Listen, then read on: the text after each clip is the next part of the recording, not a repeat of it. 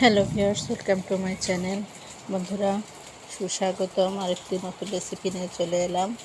এই যে আজ হবে আমি রসুন ভর্তা, আর সাথে কী কী আছে দেখতে থাকুন। দারুণ একটি রেসিপি বানাবো, শুধু দারুণ নয়, খুবই উপকারী।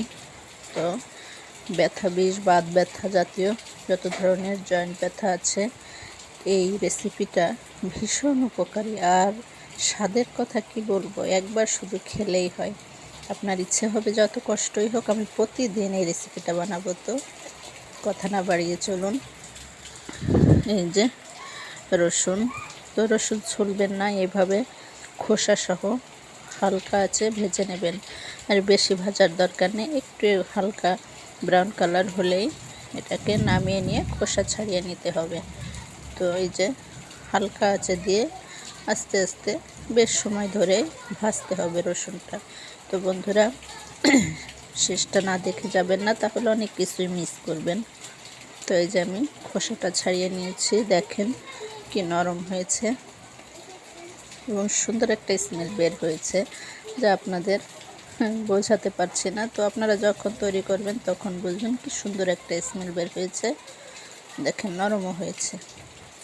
তো যখন খোসা ছাড়িয়ে ভাজবেন তখন কিন্তু এটা থাকবে না, পুড়ে যাবে, এজন্যই খোসা সহ ভাজতে হবে, এই কালারটা থাকবে না। তো এই যে সজনে পাতা, আমি সুন্দর করে সজনে পাতাগুলো ছেড়ে নিয়েছি। সজনে পাতা ছেঁড়া খুবই কষ্টের ব্যাপার, যাই হোক সময় সাপেক্ষ।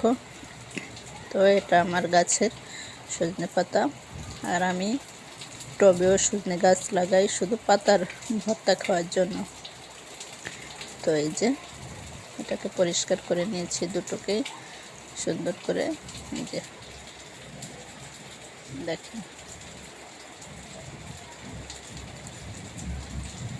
তো এখন চলেন পরবর্তী প্রসেসে চলে যাই। যে পানি দিয়ে ধুয়ে নেব, সজনে পাতা সহজে ডোবে না। তো এর ছোট ছোট যে বোটা বা অংশটা থাকে ওটা কিন্তু সিদ্ধ হয় না। তো আপনি যখন এভাবে পানিতে ভিজাবেন তখন কিন্তু উপরের পাতাগুলো চলে আসবে, আর ওই শক্ত শিকড় বা বোটাগুলো নিচে থেকে যাবে। দারুণ আইডিয়া বন্ধুরা, খুব সহজেই আপনার পরিষ্কার হয়ে যাবে। দাঁড়ান আপনাদের দেখাই।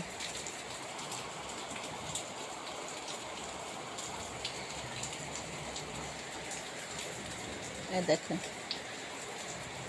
সব আবর্জনাটা বা শীষ যেটাকে বলে ওটা কিন্তু সম্পূর্ণ নিচেই রয়ে গেছে।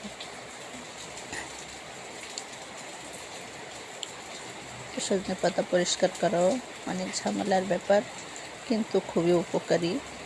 এটা আমরা কম বেশি সবাই জানি। প্রচুর পরিমাণ ক্যালসিয়াম পাওয়া যায় সজনে পাতা থেকে। তো হুট করে কারেন্টটা চলে গেল বন্ধুরা, আলোয় নিয়ে যায়, দাঁড়ান।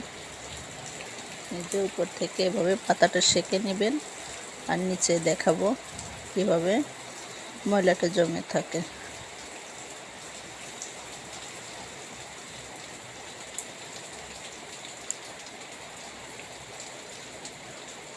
দেখেন, দেখতে পাচ্ছেন কিনা জানি না, নিচের শীষগুলো এই যে ওগুলো ফেলে দেবেন।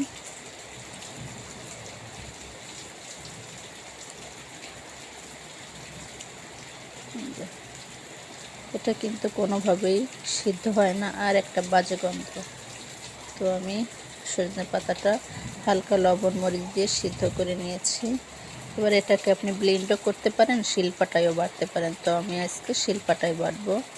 আর মরিচ আর রসুন আর ছোটো মাছ আমি আগে থেকে ভাজি করে রেখেছিলাম। এই দেখেন, যে কোনো ছোটো মাছই হোক, এটা অপশনাল, দিলেও হয় না দিলেও হয়, তবে আমার স্বাদের জন্য আমি দিয়েছি।